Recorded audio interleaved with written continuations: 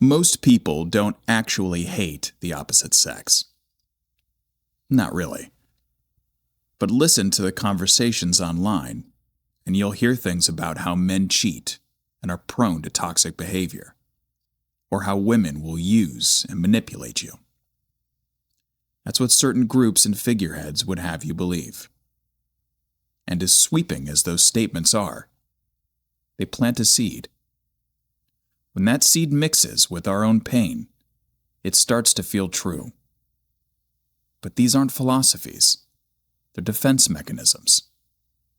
Pain becomes protection. Protection becomes distortion. And distortion creates new pain. And before long, we're not dating. Masculine and feminine aren't interacting. We're reacting. I call this the cycle of affection. Let me show you how it works. Imagine a man who's deployed overseas. While he's gone, his partner cheats on him. The betrayal lands in an already stressful environment. There's distance, there's pressure, there's no closure. When he returns home, he's different. Not evil, not cruel, just guarded. He decides, consciously or not, that he will never be that vulnerable again. So he dates casually. He says what women want to hear. He keeps emotional distance. He maintains control. He isn't trying to destroy anyone. He's trying to protect himself. But the women he dates feel it. They sense that distance. They feel the imbalance. Some of them mistake his aloofness for strength. His emotional withholding feels like containment, like something solid. So they give more. They lean in harder. They try to close the gap. Eventually, they feel strung along, unbalanced, used.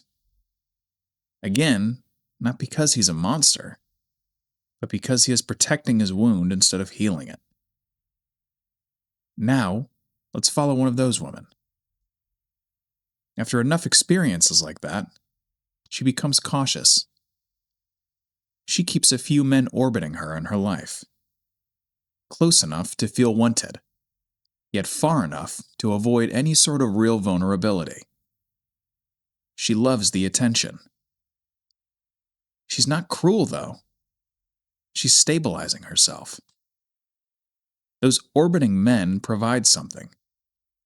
Validation, attention, a sense of control that was missing before. But one of those young men then begins to internalize something dangerous. His worth is equal to the attention that he receives. Years later, when he finally enters a committed relationship, that pattern didn't go anywhere. So when a new woman shows interest, when validation presents itself, it doesn't take much, and he cheats. And now, his partner carries shattered trust into her next relationship. Perhaps she dates a man in the military. Long distance, high stress. The fear of being hurt lingers. More specifically, the fear of being hurt first. So she cheats before she can get cheated on. And just like that, the cycle continues. No villains. No monsters. Just wounded people trying to avoid pain. But here's the problem. Eventually, pain becomes an ideology. We stop saying I was hurt, and we start saying men are like this, and women are like that. We gather talking points. We build narratives. We form camps. A woman seeking containment in a man becomes accused of wanting resources selfishly. A man attempting leadership, even imperfectly, becomes labeled as toxic. We stop asking what is distorted. We start attacking the nature itself. But masculinity itself is not toxic. Femininity itself is not manipulative. Distorted expressions exist. Unhealed wounds exist. But the core impulses, protection, containment, desire, connection, they're not the enemy. The enemy is the unexamined cycle. If we want to stop this whirlpool we're both stuck in, someone has to actually stop swimming in it. And that decision is deeply uncomfortable because it means stepping outside the blame. It means saying, yes, I was hurt. Yes, it was unfair. It happened more than once, and I didn't deserve it. But what do I actually want? Speaking personally, as a man, I've had painful experiences with women, some which made me question romance. But if I say I want to lead in a relationship, then leadership starts with me. I don't lead by correcting her. I lead by correcting myself. I don't lead by diagnosing her bitterness. I lead by taking the initiative to create safety. That might look like opening a difficult conversation first, listening instead of defending, de-escalating instead of matching energy, apologizing where apology is due, even if I wasn't the original cause of the wound. But leadership also does not eliminate responsibility for women. It invites it. If I step forward in good faith, she must also step forward in good faith. If I extend steadiness, she must choose to trust it. If I create safety, she must stop trying to test it. If I own my distortions, she must own hers. A man breaks the cycle by leading through self-mastery. A woman breaks the cycle by responding through discernment. Both must confront their wounds. Both must abandon their narratives. And both must risk vulnerability again. So, I extend my hand in peace. And yes, there's risk with that.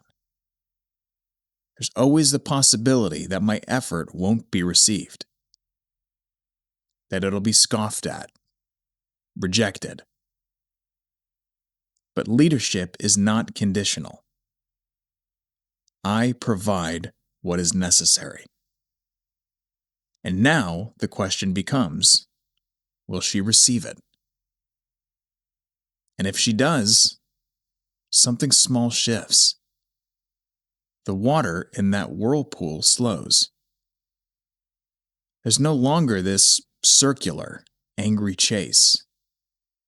There's quiet neutrality. Then suddenly, a slight bit of momentum, but in the opposite direction.